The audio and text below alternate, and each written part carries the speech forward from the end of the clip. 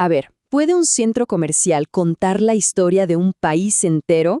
Suena raro, ¿no? Pues en Venezuela la respuesta es un sí, pero un sí con mayúsculas. Hoy vamos a desentrañar cómo esos, templos del consumo de repente se convirtieron en oasis para la gente. Es una historia increíble de resiliencia, de verdad. Y aquí es donde la cosa se pone interesante, porque es una paradoja total. Miren, no hace mucho, estos sitios eran casi pueblos fantasma. En serio, pasillos vacíos. Y de repente, ¡boom! Hoy vas al Sambil en Caracas y está a reventar. Marcas que se fueron, como Zara, no solo volvieron, sino que hay filas para entrar. La pregunta es obvia. ¿Qué diablos pasó aquí? Entonces, vamos al grano. La pregunta del millón es esta. ¿Cómo es posible que los centros comerciales venezolanos sobrevivieran a un colapso económico del 75%?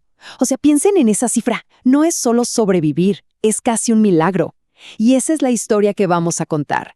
La de una adaptación, pues, alucinante. Ok, para entender esto, tenemos que viajar un poco en el tiempo.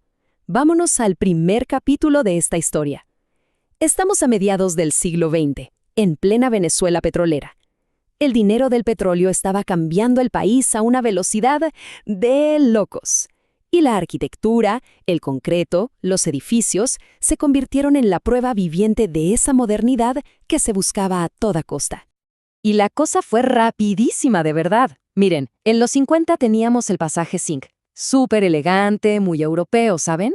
10 años después, en los 60, aparece Chacaíto, algo totalmente distinto. Abierto, integrado con la ciudad, pero para 1976, la confianza que daba el petróleo era tal que se mandaron a construir el CCCT, un monstruo de concreto, un ícono del brutalismo, que no susurraba, no, gritaba, aquí hay poder y dinero.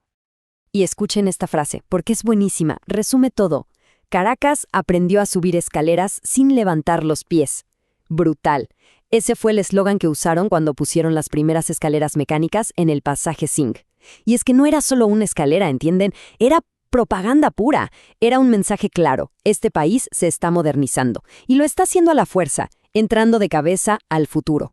Bueno, avanzamos en el tiempo y llegamos a la era que de verdad definió lo que es un centro comercial en Venezuela. Y aquí hay un nombre clave, un protagonista absoluto, Sambil. Es que Sambil no inventó el centro comercial, no.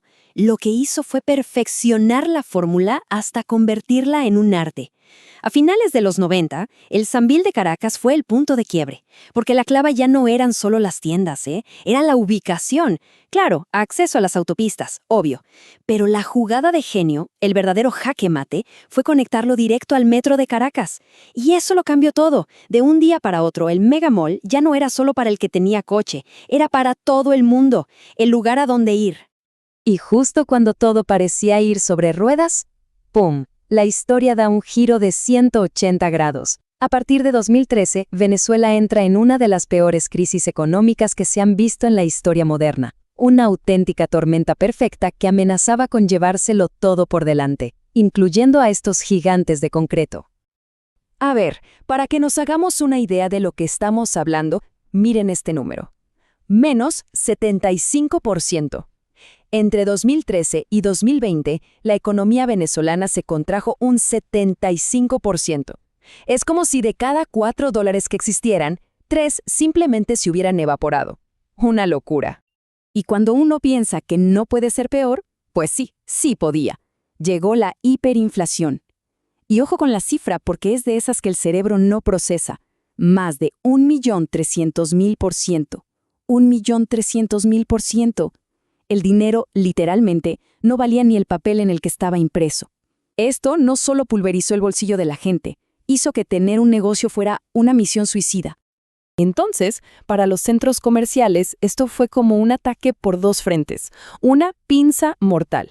Por un lado, cada vez menos negocios podían pagar un alquiler, tiendas cerrando por todas partes. Y por el otro, la gente no tenía dinero para comprar. Y para rematar, llega la pandemia y acelera todo el tema del comercio online. Los pasillos se vaciaron. Parecía el golpe de gracia, el final de la historia. Pero, y aquí viene lo increíble de esta historia, Justo cuando todo parecía perdido, cuando el epitafio ya estaba escrito, pasó algo. En vez de morir, los centros comerciales hicieron lo impensable, se reinventaron. Pero no un poquito, no, se reinventaron por completo. No solo sobrevivieron, sino que encontraron un propósito totalmente nuevo. El cambio es brutal. Si ponemos el antes y el ahora uno al lado del otro, es como ver dos animales distintos. O sea, el mall dejó de ser el templo del consumo para convertirse en un centro de todo. Donde antes había una tienda de ropa, ahora hay consultorios médicos. Donde había un cine, ahora hay un gimnasio o canchas de pádel. Hasta la forma de pagar cambió, con cosas como Cachea que te permite pagar a cuotas. Pero lo más importante fue el cambio de rol social. Pasó de ser un sitio para pasar el rato a ser lo que se conoce como un tercer lugar. Y esto es fundamental. A ver, ¿qué es eso del tercer lugar? Es muy sencillo. El primer lugar es la casa, el segundo, el trabajo, y el tercero es ese otro sitio, ese espacio neutral donde nos juntamos, hablamos, hacemos vida social. Pensemos en una plaza, un café, un parque. Bueno, en la Venezuela de hoy, donde muchos de esos espacios públicos están, digamos, venidos a menos, los centros comerciales dieron un paso al frente y dijeron, ese lugar soy yo. Se convirtieron, de facto, en la nueva plaza del pueblo. Y no es solo una percepción, ¿eh? Los números no mienten. ¿A qué va la gente hoy a un centro comercial en Venezuela? Pues lo primero es a comprar comida y cosas para la casa. Luego, a entretenerse, a hacer deporte. Fíjense qué interesante. La gente ya no va a vitrinear como se decía antes, a ver escaparates. Va a resolver cosas, a vivir experiencias. El lujo le dejó paso a lo práctico, a lo necesario, a lo social. Y así llegamos al final de este recorrido y nos encontramos con que el centro comercial venezolano hoy es otra cosa.